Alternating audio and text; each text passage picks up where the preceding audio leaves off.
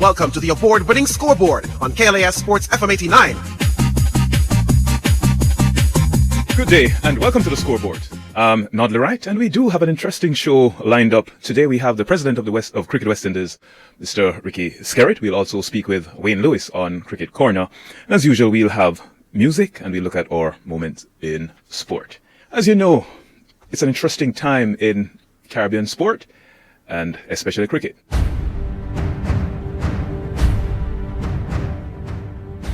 Cricket West Indies President Ricky SKERRITT has described his opponents in the upcoming elections as antiquated and self-centered. He says the upcoming elections on March 28 will be a chance for cricket fraternity to think seriously about the quality of leadership it wants going forward. And this while bashing the opponents for what he called confrontational mindsets. Informally announcing his re-election bid along with running mate Dr. Kishore Shallow, Mr. SKERRITT said his team was focused on continuing to battle against petty boardroom politics and territorial insularity, which he described as two of the biggest enemies threatening the development of the sport regionally. Mr. SKERRITT and Dr. Shallow are being challenged by Cricket West Indies Director and Guyana Cricket Board Secretary Anand Sanasi and Barbadian Cricket Administrator Mr. Calvin Hope. We have Mr. SKERRITT online. Welcome, President SKERRITT. A pleasure to be here, sir. What a wonderful day to say hello to you and your listeners. Thank you. Wonderful. March 28th, a very important day. But before we get to that, let's get a little bit of background as to who Ricky SKERRITT is and how he got involved in cricket. So let's start there. Hey, I'm a very well-rounded West Indian. I know the region in most ways and from most angles, having been a Caribbean man all my life from age 15 when I first traveled to Trinidad as part of the Cadet Corps. And I've been playing sport. I've been involved in business. I was involved in government. I was chairman of the Caribbean Tourism Organization, which has over 20 members. And I'm one of those guys who wave the flag for the Caribbean brand and always prayed and hoped that we would have a West Indian state someday. So in that sense, I'm old-fashioned. I believe in regionalism. I believe in the old federal concept. But most importantly, I believe in the best of West Indies cricket. So I guess it's fitting then, seeing that you believe in federation and cricket and the University of the West Indies to a lesser degree are the things that keep us together. So let us look at West Indies cricket now and your leadership. What was it that prompted you to challenge for presidency in 2019? I had been on the board for a few years as an independent director, and I was concerned that we had lost focus from cricket onto too many other distractions, and too many conflicts were taking place. There was disharmony with the players. The governments were calling for the entire West Indies Cricket Board to resign. It was just a state of unhealthy affairs. And I had a choice, either exit through a side door or try to make things better and stay on the inside. And that's basically, I had some folks who said, "Boy, Ricky, we think that, we need you to lead and we will support you." And that has happened to a large extent, although there are some who continue to obviously be upset with whatever it is they're upset with and decided that now is the time to get rid of me. Okay, so having come to paraphrase to stabilize the ship, are you satisfied with what you have achieved thus far in the 2 years? We have made a lot of progress in a number of areas, but we believe there's a lot of work that we can still get done in the interest of West Indies cricket. Could you outline some of the progresses that you have made? Well, one of the things I said earlier was that we thought we had lost focus from cricket. I think we've regained that focus. I can describe Cricket West Indies again as the C, really meaning representing cricket. It wasn't about cricket. It had slipped away from being about cricket. It was about personalities and about individual situations rather than collective teams and so on. The relationships with stakeholders have gone tremendously uphill. We have goodwill and a lot of collaboration taking place with all types of stakeholders. We're talking to governments. There's some people who don't like me speaking to governments because for whatever reason, but we believe very strongly that you have to partner with ministries of sport and ministries of tourism if Cricket West Indies is going to get the best available outcomes. We had one of our areas that we felt very strongly about was the quality of the selection system.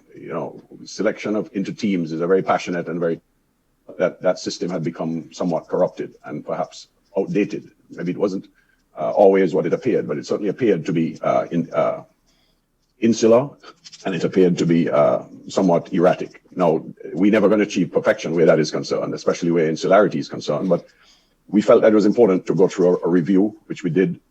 We had some good people. There were a lot of interviews, a lot of engagements, a lot of best practice. We lost you. With some proposals which we've implemented. All right. You spoke about insularity. Cite some of these examples or ways in which these insularities manifested themselves. Well, look, it's not a subject that I like to talk about. I try my best to fight against insularity wherever I find it. But the insularity I speak about is where preferential treatment is given to different individuals, players, in recruitment situations, But you know, President Skerritt, that people have leveled these very same charges against you of insularity.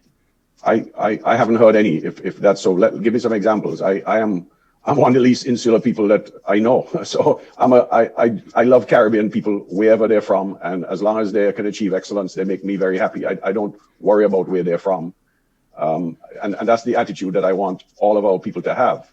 That we go for the best wherever we find it, and we help the best to be the best, however we can, wherever it is. It's all right. Speaking of the selection of players must go beyond where that player is from.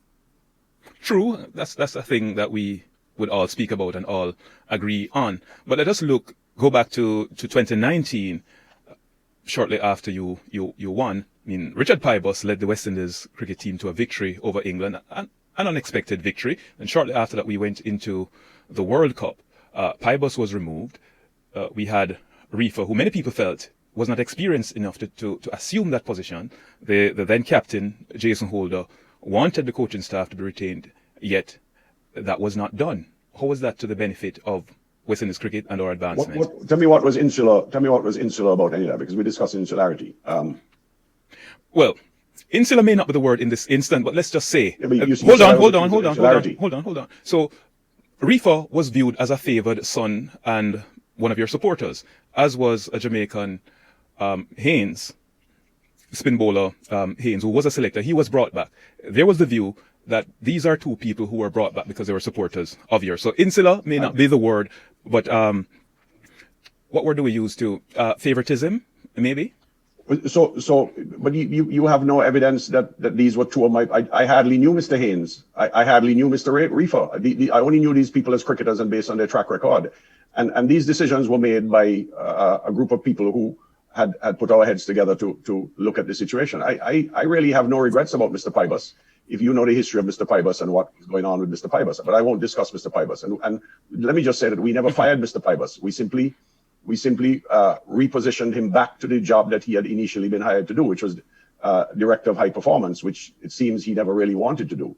But Reefer has an impressive track record as a coach. In case you haven't checked it recently, he didn't have the experience. Not at that level, and maybe the World Cup. Tell me which. Hold on. But maybe at the time that might have been too risky a change to make.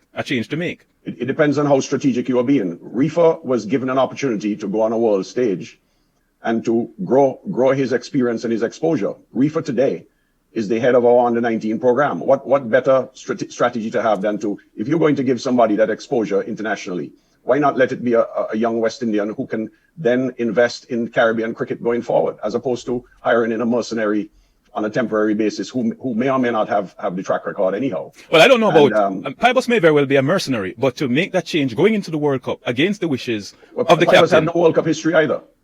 But Pybus was a more experienced coach. That's your opinion. Is he not? Pybus had no white ball significant experience. He had no World Cup experience. So look, I really am not going to waste your time or mine discussing a guy who had no real interest in West Indies cricket. The people who we have hired since are mostly West Indian people or people who we know, who we've carefully done due diligence on and interviewed with the greatest intent on getting the best people to help West Indian people. And I have no regrets about that. And that's fine. We're not trying to limit it to Pybus, but I'm saying there are other people. There's Desmond Haynes and other coaches within the region. But we'll take a break and return. Desmond Haynes competed for the head coach position. And unfortunately, the people who handled the review chose Phil Simmons. Okay. As you would understand that it was a very close, and we are very proud to have some excellent West Indians. Okay, we could pick up on that after the break.